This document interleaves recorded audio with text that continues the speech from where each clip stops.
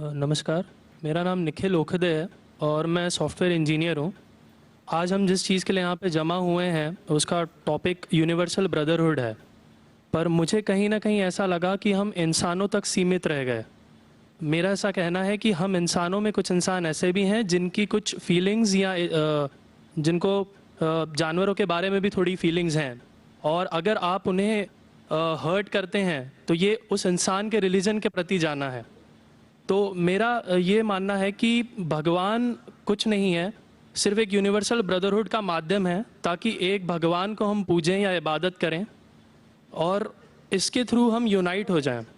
तो मेरा सवाल ये है कि हम हमेशा भगवान को इस तरह तोलते हैं कि उसे इंसान की तरह फीलिंग्स हैं, वो हमें सज़ा देता है, हमें रिवॉर्ड करता है, पर हमारे अलावा इस यूनिवर्स में, मैं उस वर्ड पे स्ट्रेस करूँगा, यूनिवर्स में जानवर भी हैं जिनका काम इस भगवान के बिना चल रहा है, जिनमें कोई फीलिंग्स नहीं है, ना वो कुरान पढ़ते हैं ना बाइबल पढ़ते हैं।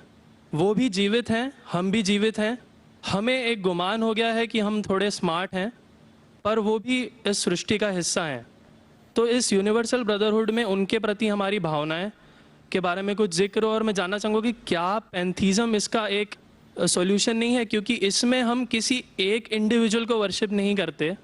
जैसा कि जुडाइज़म में कहा गया है कि I am a jealous God, और एक जेलस एक ऐसा इमोशन नहीं है जिसे हम पूज सकें मेरे हिसाब से। पर अगर हम पैंथीज़म को एक सोल्यूशन माने तो ये एक ऐसी चीज़ है जो हमेशा रही है। पेड़ हमेशा रहे हैं, ये यूनिवर्स हमेशा रहा है, और जबकि धारणाएं, डेफिनेशंस भगवान की हमेशा बदलती रही हैं। तो अगर हम गॉड को कांस्टेंट के रूप में देखना चाहते हैं और इसे एक माध्यम बनाना चाहते हैं आपसी भाईचारे का, आलमी भाईचारे का, तो क्या पैंथीज़म इसका एक सॉल्यूशन नहीं है?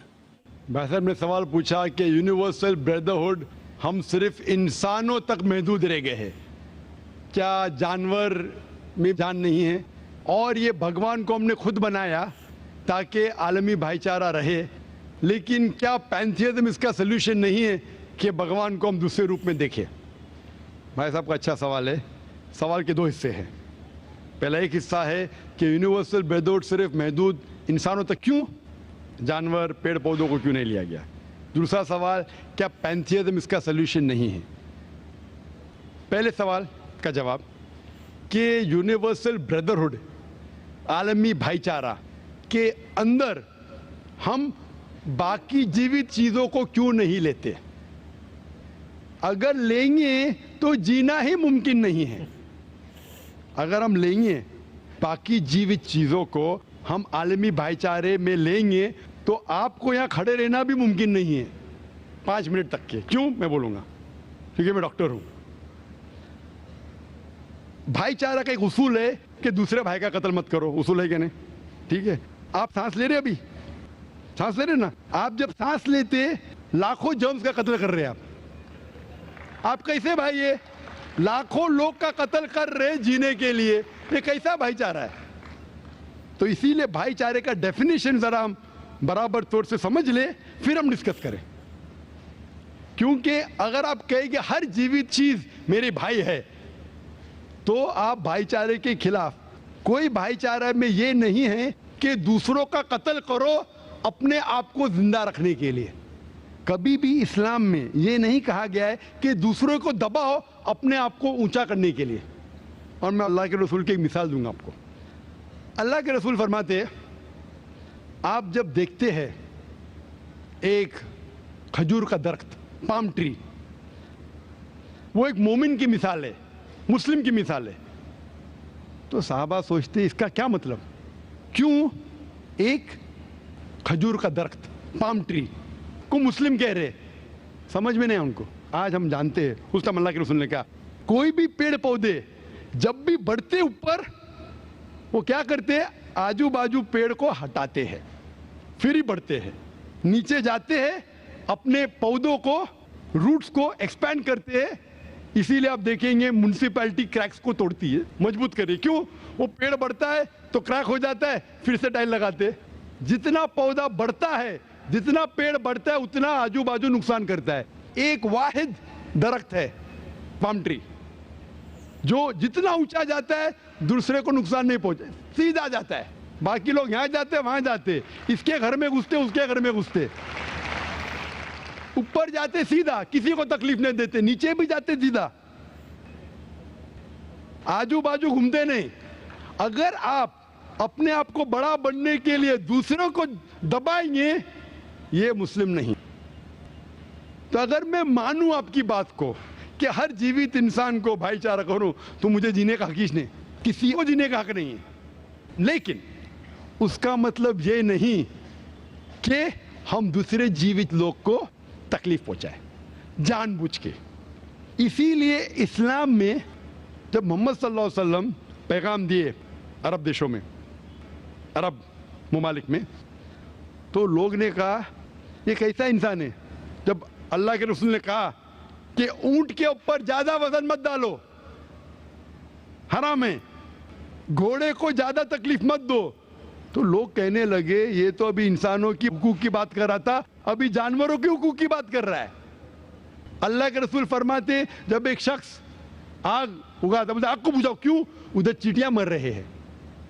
उसका मतलब जानबूझ के कोई भी जीवित चीज को मारना हराम है, सिर्फ अनजाने में इजाजत है या जिसकी इजाजत खुदा ने आपको दी है, जिसकी इजाजत दी है खुदा ने।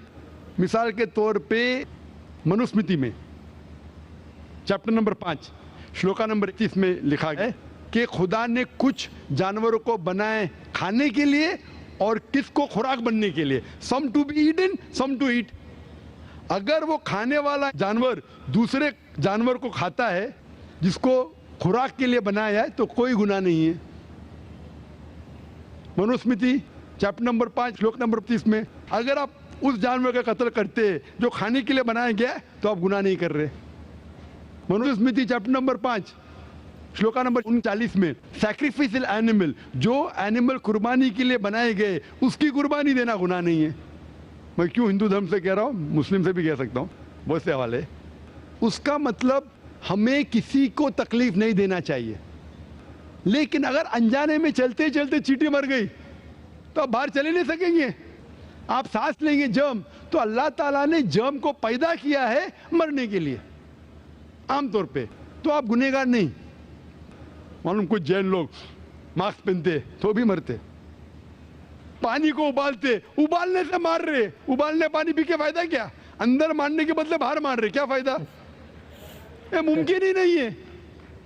लेकिन जानबूझ के कोई जानवर को, और एक मिसाल दूंगा, हमारे खतीब जुमा नमाज पढ़ाए थे कल, डॉक्टर उस्मान, उनने अपने खुतबे में मिसाल दी थी। क्या एक औरत थी जो बहुत बेहया थी, क्या कहेंगे, जो आम तौर पे लोगों की जीनत थी। मैं लफ्ज़ उर्दू ज़रा मेरी कमज़ोर है, मैं किसी को ठेस नहीं पहुंचाना चाहता, इंग्लिश में कहेंगे नॉट विथ गुड कैरेक्टर, बाजारी औरत। ज़रा मैं ऐसे लफ्ज़ इस्तेमाल करना चाहता किसी को चोट पहुंचे, तो बाजारी औरत थी जो बहुत गुनाह करती थी।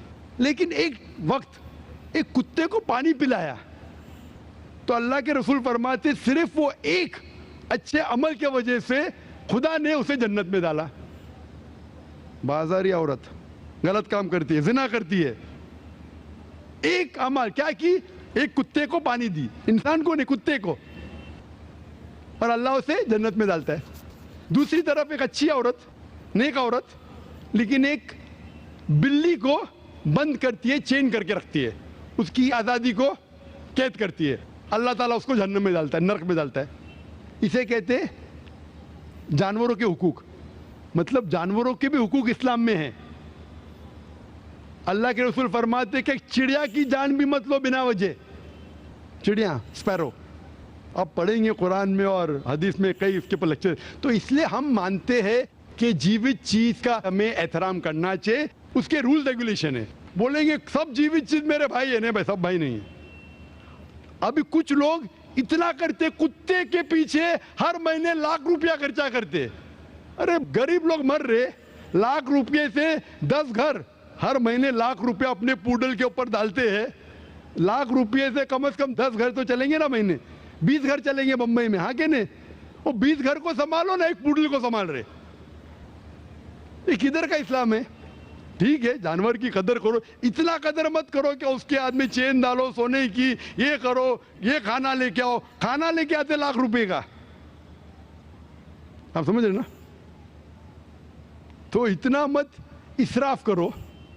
इस्लाम के अंदर सिखाया गया है कि भाईचारा, जो मैंने जिक्र किया, बट जानवरों को भी देखो और उसके साथ अच्छा बर्ताव करो, बिना वजह किसी जानवर का कत्ल मत करो।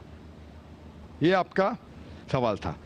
आपका दूसरा सवाल इसके अंदर जवाब हो गया। आप कहते हैं कि पैंथियज्म, सबको खुदा मानना इसका जवाब है।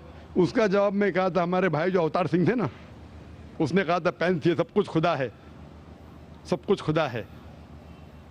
इससे क्या होता है कि सब कुछ खुदा है, मतलब अगर आप सबको खुदा मानते, चोर को भी खुदा मानते, डाकू को भी खुदा मानते, खुदा का मतलब उसका कहना मानना, बराबर कि नहीं? उसकी इज्जत करना, उसकी इबादत करना, वो जो कहता है उसकी बात मानना। तो आप अगर वो चोर को खुदा बोलेंगे, वो बोलेगा चोरी खुदा, चोरी करना शुरू करेंगे। वो बलात्कार करने वाला कहेंगे आपसे, आप उसको खुदा बोलेंगे, चल भाई बलात्कार कर, आप करेंगे? करेंगे?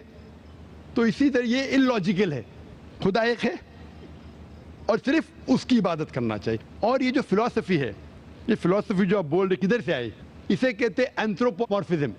क्या कहते हैं? एंथ्रोपोमॉर्फिज्म, मतलब गॉड ने हर चीज की शक्ल हासिल की। और इसके अंदर एक फिलॉसफी है कि खुदा इतना पाक, इतना नेक, वो जानता नहीं कि किस तरीके से इंसान को तकलीफ होती है। और ये एंथ्रोपोमॉर्फिज्म जो फिलॉसफी है, खुदा अलग अलग चीज में शामिल होते हैं। और कई मजहब, इस्लाम के अलावा कोई मजहब कहता है कि खुदा एक बार इंसान का रूप हासिल किया, कुछ मजहब कहते हैं अनेक बार। और उनकी लॉजिक है कि खुदा इतना पाक, इतना नेक, इतना महान, उसे पता नहीं इंसान की तकलीफ क्या है, इंसान को किस चीज का बुरा लगता है। इतना नेक, इतने पाक, इंसान को दर्द कैसा होता है, इंसान को तकलीफ कैसा होती है। तो ये खुदा जो नेक और पाक है, जानने के लिए इंसान के उसूल क्या होना चाहिए, वो इंसान का रूप धारण करते हैं। ये फिलॉसफी है एंथ्रोपोमॉर्फिज्म की। ऊपर से लगता है बहुत लॉजिकल है, खुदा इतना नेक, इतना पाक, इतना दयालु, वो जानता नहीं बेचारे इंसानों की क्या तकलीफ है, क्या मजबूरी है, क्या मुश्किलात है। तो इंसान का रूप धारण किया लिखने के लिए क्या इंसान के लिए अच्छा है बुरा है।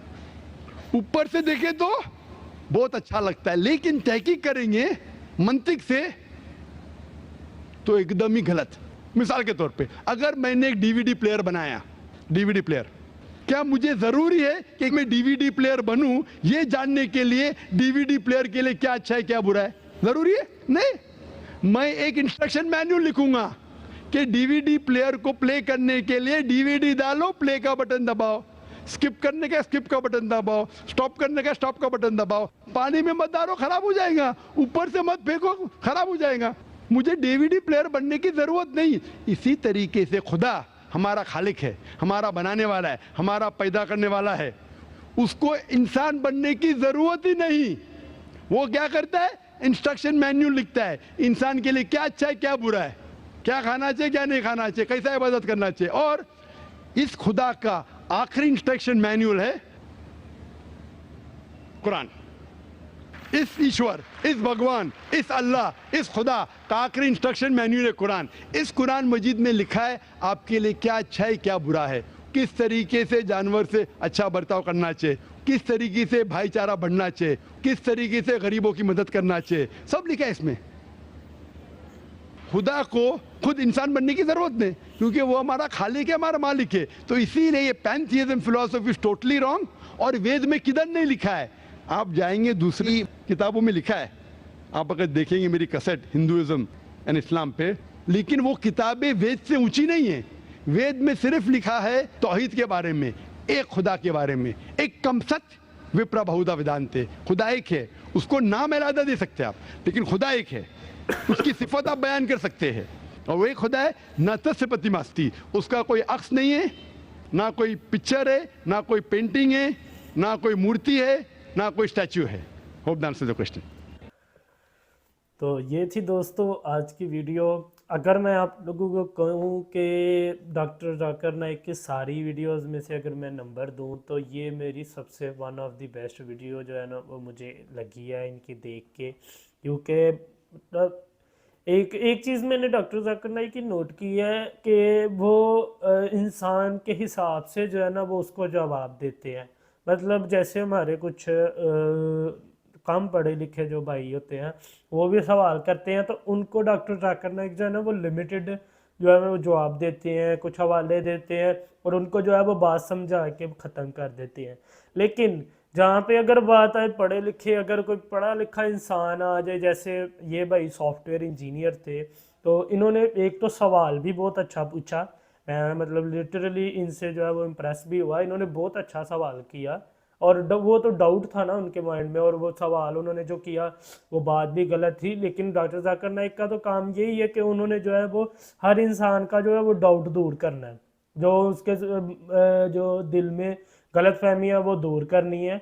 हर इंसान डॉक्टर जाकिर नाइक के पास जो है जो भी भाई सवाल लेके आता है वो उनकी कन्फ्यूजन होती है, या वो उस पर पक्के होके आते हैं या वो कन्फ्यूजन अपनी दूर करने आते हैं, या तो डॉक्टर जाकिर नाइक को गिराने के लिए कि मतलब हम ऐसा सवाल करेंगे कि जिसका डॉक्टर जाकिर नाइक को कोई जवाब नहीं आएगा, या तो वो उनके माइंड में कोई कन्फ्यूजन होती है वो उसको कंफर्म करने आते हैं।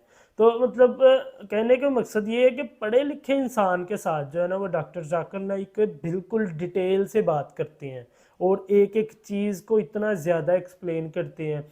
जैसे इस वीडियो में इस भाई को इनका अब सवाल ये था कि इन्होंने कहा कि मेरे ख्याल में जो है वो यूनिवर्सल जो है वो हमने अपने तक महदूद कर लिया हुआ है। जैसे ये कायनात है ना, हमने उनका मतलब मैं अगर आसान लफ्ज़ों में आपको समझाऊं तो उन्होंने कहा कि इस कायनात में हमने इंसानों ने खुद को बादशाह बना लिया हुआ है, और ना हमने मतलब जानवरों के बारे में सोचा है और ना परिंदों के बारे में सोचा है। जहाँ तक हम इधर इस यूनिवर्स में रह रहे हैं ना, तो उनका भी उतना ही हक है कि वो भी इस यूनिवर्स में आज़ादी के साथ और अच्छे तरीके के साथ रहें। लेकिन हम लोग ने हमेशा अपने आप को प्रायोरिटी दी है। दूसरा उनका ये कहना था कि मैं पैथेज़म को जो है वो मानता हूँ, मतलब पैथेज़म से मुराद उन्होंने कहा कि मैं मानता हूँ कि भगवान वगैरह कुछ भी नहीं है। तो मतलब हम लोगों को जो है वो हर एक का ख्याल करके चलना चाहिए, जानवरों का और हर चीज़ का, उनको जो है वो किसी भी तरीके से कत्ल या मारना नहीं चाहिए। जिसके जवाब में डॉक्टर जाकिर नाइक ने पहली लाइन में ही उनको लाजवाब कर दिया। मतलब एक बंदा इतना बड़ा सवाल सोच के आया और वो कह रहा है कि यार मैंने इस दफ़ा जो है ना, या मतलब जिस तरह भी सोच के आया, हम किसी की सोच को तो जज नहीं कर सकते ना, लेकिन वो एक बंदा अपनी तरफ से कह रहा है कि यार मैं बड़ा ऑथेंटिक क्वेश्चन जो है वो डॉक्टर जाकिर नाइक के पास लेके जा रहा हूँ। लेकिन आगे से डॉक्टर जाकिर नाइक ने एक लाइन में उनको जो है वो लाजवाब कर दिया, और वो लाइन ये थी, उन्होंने कहा कि अगर आप बात करते हैं ना कि हम दूसरों का भी ख्याल करें, तो उन्होंने कहा ये आलमी भाईचारा है ही नहीं है, ये ब्रदरहुड है ही नहीं। क्यों? क्योंकि आप एक सेकंड जो सांस अंदर गुजारते हैं उसमें हज़ारों जर्म्स अंदर लेके जाते हैं। और अगर आप मतलब यूनिवर्सल ब्रदरहुड की बात करें कि सब के सब का ख्याल करना है, तो फिर आप वो जर्म्स अंदर लेके नहीं जा सकते, क्योंकि आप उनका कत्ल कर रहे हैं उन जर्म्स को अंदर लेके जा। तो मतलब मैं तो उधर ही मतलब बस मैंने कहा यार ये बंदा जो है ना, इस बंदे के पास हर चीज़ का जवाब है और बिल्कुल पॉइंट और मिसाल के और बात के हिसाब से जो है वो जवाब देते हैं। तो उन्होंने काफ़ी ज़्यादा अच्छे तरीके से जो है वो सब चीज़ों को जो एक्सप्लेन किया। उन्होंने कहा कि दरख्तों का अपना काम है, अपना किरदार है इस यूनिवर्स में, जानवरों का अपना किरदार है और इंसानों का अपना किरदार है। अल्लाह ताला ने, और ये मतलब हम मुसलमान का मानना है कि अल्लाह ताला ने मतलब कभी इंसान अगर कोई चीज़ पे गौर करे तो हर चीज़ जो है वो अपने हिसाब से बैठी हुई है, हर चीज़ जो है वो अपने हिसाब से फिट बैठी हुई है अपने लाइफ में, अपने मतलब वक्त के साथ। हर चीज़ जो अल्लाह ताला ने इस तरह से फिट कर दी हुई है कि किसी को कोई शक व शुबा जो है वो रहता ही नहीं है। इंसान एक दफ़ा सोच में पड़ जाता है कि मतलब 1400 साल क्या हज़ारों करोड़ों साल पहले अल्लाह ताला ने जो है वो कायनात को इस तरह से डिज़ाइन कर दिया कि वो अभी तक हमारे लिए जो है वो बेनिफिशियल है, और अभी तक हमें ये लग रहा है कि ये तो बिल्कुल फिट है। इस तरह से फिट है कि जैसे ये हर चीज़ जो है वो एक तरीके के साथ जो है वो बनी हुई है। तो इसीलिए लिखा गया है कि सूरह रहमान में कि तुम अपने परवरदिगार की कौन कौन सी नेमत को जुटलाओगे। तो ये थी दोस्तों आज की वीडियो। मुझे लिटरली जो है वो बहुत अच्छी जो है वो ये वीडियो लगी। बहुत अच्छा सवाल और इनकी गुफ्तगू डॉक्टर जाकिर नाइक की और उस भाई की जो उनसे सवाल कर रहे थे बड़ी अच्छी लगी है। अगर आपको मेरी वीडियो अच्छी लगी तो मेरे चैनल को सब्सक्राइब कर दीजिएगा, वीडियो को भी लाइक कर दीजिएगा। मिलते हैं नेक्स्ट वीडियो में, तब तक अपना ख्याल रखिएगा। अल्लाह हाफिज़।